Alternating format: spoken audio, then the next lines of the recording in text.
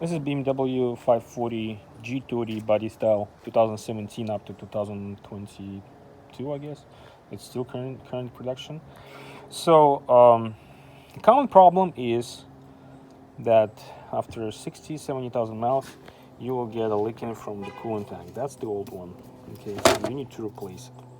So I found one video on YouTube, and I don't think it's good because it's saying that you need to remove the wheel and do it under the wheel and everything. This is the easiest job I ever seen in replacing the coolant tank because there's not a single screw holding it. So you don't need to take out the wheel. For example, my wheel has a secret key, which I don't have. So the easiest way is, first, what you need.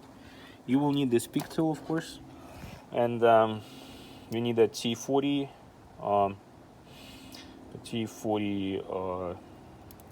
hat, and this one is 11, I think.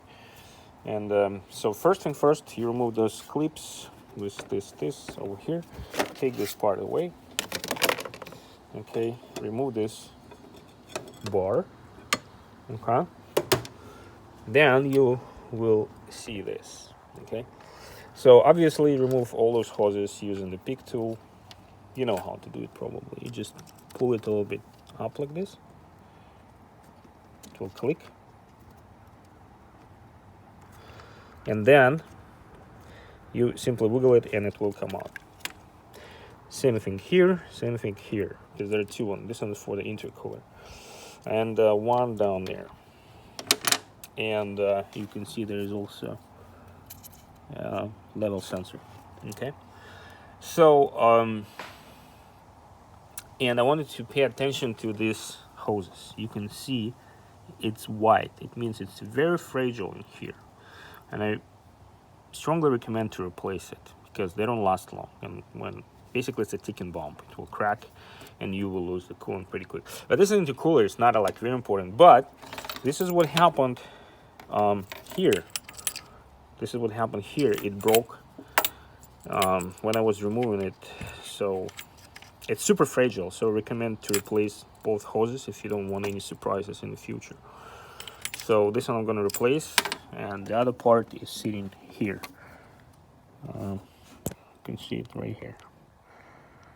Okay, so of course you can leave it. If you don't break it, maybe it's going to last another miles, but like I said, always replace it. 67,000 miles. In a 4-cylinder engine, the problem is so much worse. This one breaks off and you lose the coolant so quick, and the engine is overheated and toasted. So don't wait for surprises. This is the maintenance you have to do every 67,000 miles.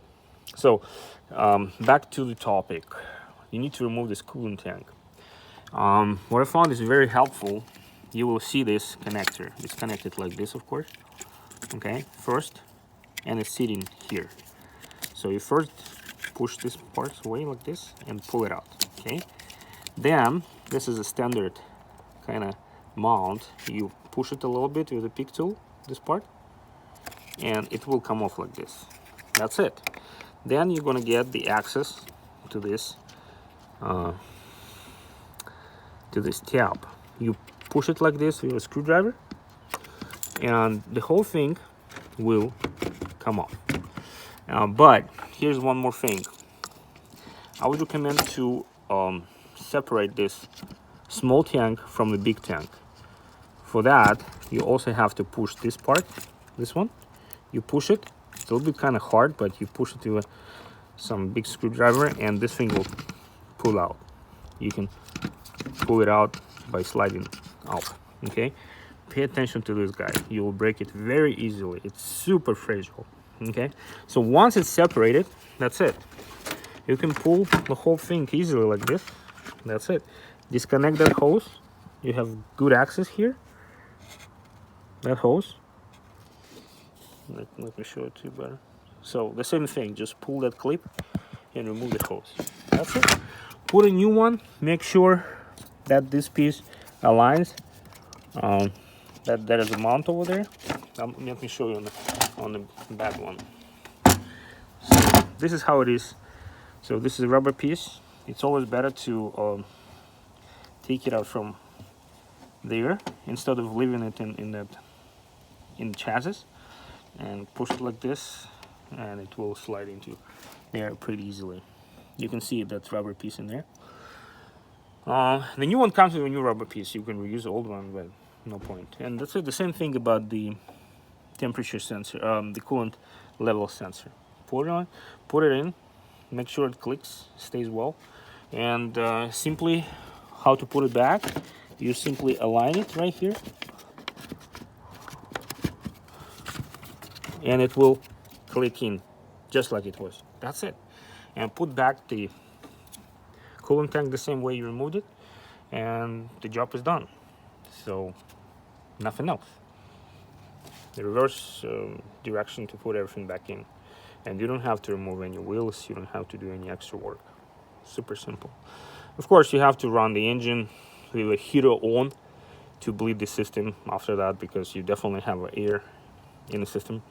So bleed the air out. Just run it like for a few minutes with the open cap, and running the heater on hottest for 5 minutes, and